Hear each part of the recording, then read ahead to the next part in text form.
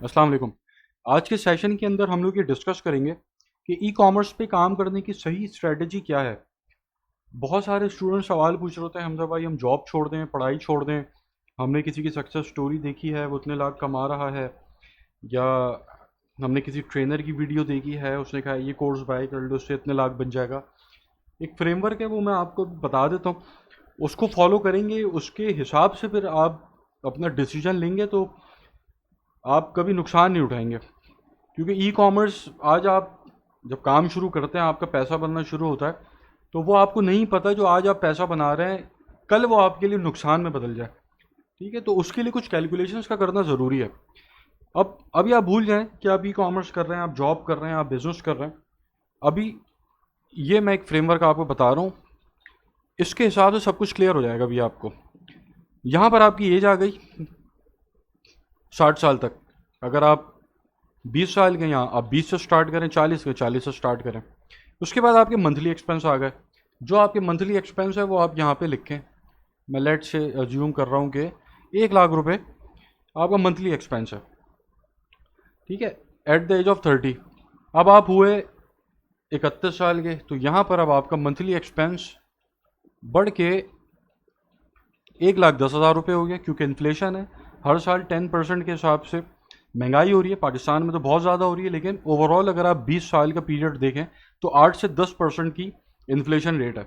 उस हिसाब से आप अपने मंथली एक्सपेंसेस को ले जाएं 60 साल पे।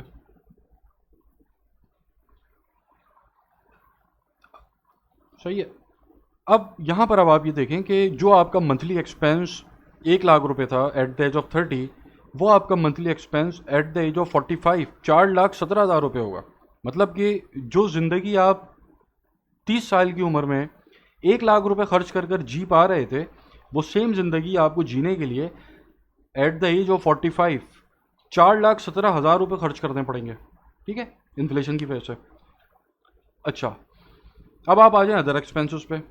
लेट से आपको एट द एज ऑफ 40 साल की उम्र में आपको अपने बच्चों की पढ़ाई के लिए पैसा चाहिए। यहाँ पे एक्स अमाउंट में एक लिख लेता हूँ, कुछ भी हो सकता है ये। फिर आपको एट द एज ऑफ 55 आपको अपने बच्चों की शादी के लिए पैसा चाहिए। एट द एज ऑफ 45 आपको शायद घर बनाना है, उसके लिए पैसा चाहिए। तो ये सारे आपके अदर एक्सपेंसेस आ गए जो आपकी ज़िंदगी में होने ही होने हैं। और आपके मंथली एक्सपेंसेस हैं कि जो हर साल बढ़ेंगे ही बढ़ेंगे, इसके ऊपर आपका कोई काबू नहीं है।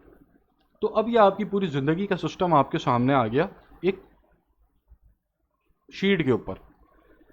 अब यहाँ पर ज़रा आप कंपेयर करें कि इनकम वन वन जो है, मैं यहाँ पे इसको एज अ जॉब कंसिडर करता हूँ कि यहाँ पर जो जॉब वाले हैं उनकी इनकम आप यहाँ पे कंसिडर करें। चलें जी, आप 1 लाख रुपए कमा रहे हैं जॉब से। अब 1 लाख रुपए जो आप जॉब से कमा रहे हैं at the age of 30, monthly expense आपका 1 लाख है, तो आप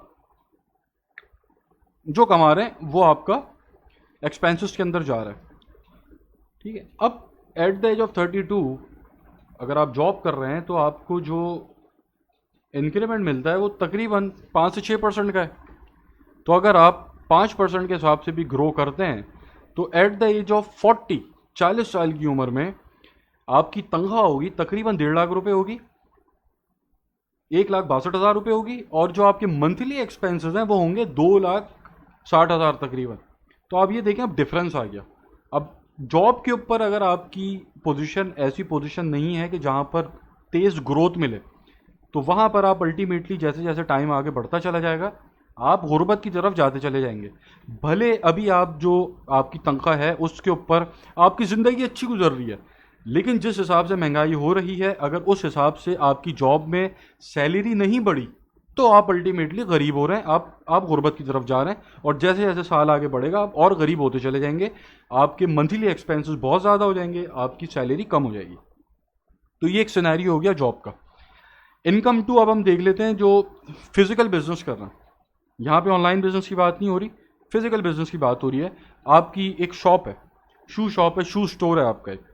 ठीक है, अब वहाँ पर आपने 1 लाख रुपए कमाया और फॉर एग्जाम्पल 1 लाख रुपए आपका मंथली एक्सपेंस निकल गया। अब जो बिजनेस है वो इन्फ्लेशन को बीट करेगा आपका ये बिजनेस।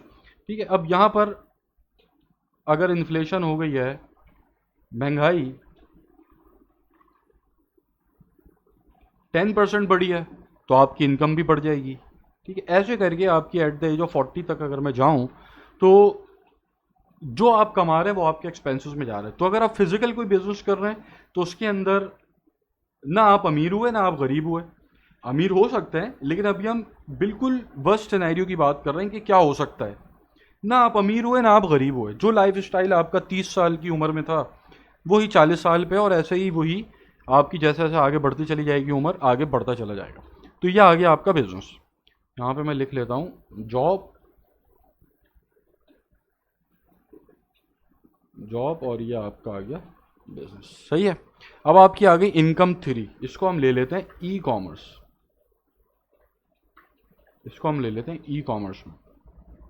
ठीक है, अब ई कॉमर्स के अंदर आपकी क्या स्ट्रेटजी होनी चाहिए ये समझ लें। अगर ई कॉमर्स को आप रेगुलर इनकम के तौर पे देखते हैं, जैसे कि ये आपका जो रेगुलर बिजनेस होता है, ऑनलाइन नहीं, जो फिजिकल बिजनेस था उसके अंदर जो आप कमा रहे थे वो आपके एक्सपेंसेस था, आपका सेटअप चल रहा था। अब ई कॉमर्स के अंदर अगर आप इस अप्रोच से आते हैं कि जो आपने कमाना है वही आपके एक्सपेंसेस में जा रहा है, तो आप कहीं भी किसी भी स्टेज के ऊपर फंस सकते हैं।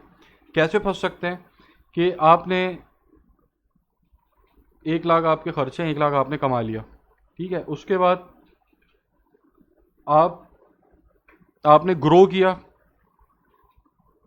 अपने खर्चों के हिसाब से, और आप यहाँ पे ग्रो करते चले गए। एट द एज ऑफ 34 आपका बिजनेस हो गया बंद।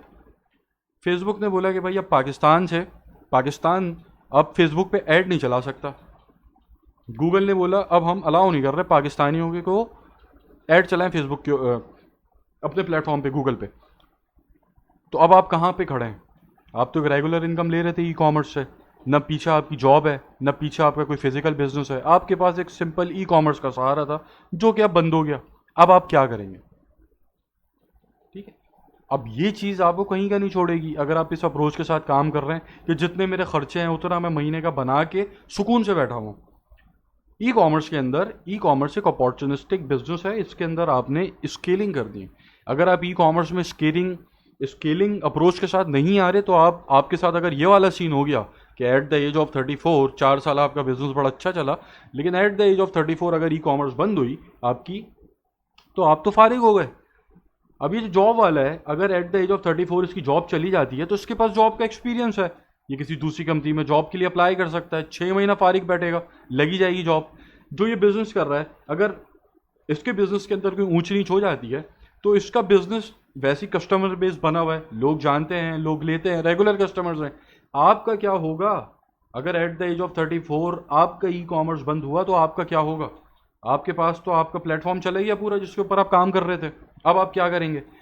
तो अगर आप अभी ये देख रहे हैं कि मेरे लिए जो मैं महीने का खर्चा कर रहा हूँ, महीने के जो मेरे खर्चे हैं, और ई कॉमर्स से अगर आप उतना ही महीने का कमा रहे हैं, तो ये आप बहुत बड़ा अपने साथ नुकसान कर रहे हैं। अभी ये आपको फ़ायदा पहुंचाएगी ये चीज़, लेकिन आगे जाकर किसी भी स्टेज के ऊपर अगर आपके साथ कोई भी मिसहैप होता है तो आप फिर कहीं के नहीं होंगे। ठीक है, तो ई कॉमर्स पे काम करना है तो उसकी सही स्ट्रेटजी है स्केलिंग अप्रोच के साथ आना है कि आपने दिन के 100 ऑर्डर, 200, 300, 500 ऑर्डर लेने हैं, दिन के 500 पीस बेचने की आपने अप्रोच रखनी है। अब अगर आप ऐसी अप्रोच के साथ ई कॉमर्स में आते हैं तो अब यहाँ पे सर हम इसको थोड़ा सा और देख लेते हैं कि आप ई कॉमर्स में फर्स्ट ईयर चले, आपने 1 लाख कमाया, अगले साल आपने 5 लाख पे स्केल किया, उसके अगले साल आपने 10 लाख पे स्केल किया, ठीक है, उसके अगले साल आपने 12 लाख पे स्केल किया। इस मोड के साथ अगर आप ई कॉमर्स पे चलेंगे तो यहाँ पर जो पैसा आपका एक्स्ट्रा बन रहा है उसको आप री इन्वेस्ट करेंगे फिजिकल मोड में, फिजिकल बिजनेस में। अगर आप ऑनलाइन जूते बेच रहे हैं तो आप जो एक्स्ट्रा इतनी स्केलिंग के बाद पैसा कमा रहे हैं उससे आप अपना ब्रांड लॉन्च करेंगे पाकिस्तान में, फिजिकल उसको लॉन्च करेंगे किसी मॉल के अंदर, अपना आउटलेट खोलेंगे, अपना एक फिजिकल ब्रांड बनाएंगे, ताकि अगर ई कॉमर्स पे कुछ ऊंच नीच हो गई अल्लाह ना करे तो आपका ये पीछे बिजनेस खड़ा हुआ है कि जो आपको सहारा देगा, जो ये आपके मंथली एक्सपेंसेस है ना, जो अगर होने ही होने, जो फिर ये इसको संभाल सके। तो ई कॉमर्स के अंदर आप इस अप्रोच के साथ आएँ तो आप ये जो अप्रोच है ये बिल्कुल सही अप्रोच है और ये एक सेफ अप्रोच है ई कॉमर्स की। ठीक है, और ऐसे ही अगर आप फ्रीलांसिंग की तरफ है तो फ्रीलांसिंग के अंदर आप कोशिश करें डिजिटल मार्केटिंग एजेंसी की तरफ जाएं, सिर्फ फ्रीलांसिंग के सहारे ना बैठें। क्योंकि वहाँ पर आप स्केलिंग कर सकते हैं। और अगर आप ई कॉमर्स में स्केलिंग नहीं कर रहे तो आप अपना नुकसान कर रहे हैं, जैसा मैंने बताया।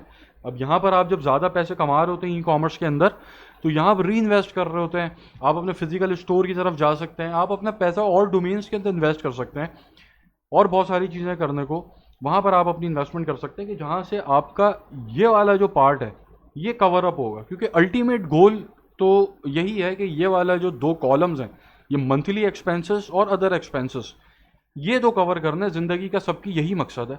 अब ये मकसद अगर आपकी जॉब से पूरा हो रहा है, आप जॉब करते रहें।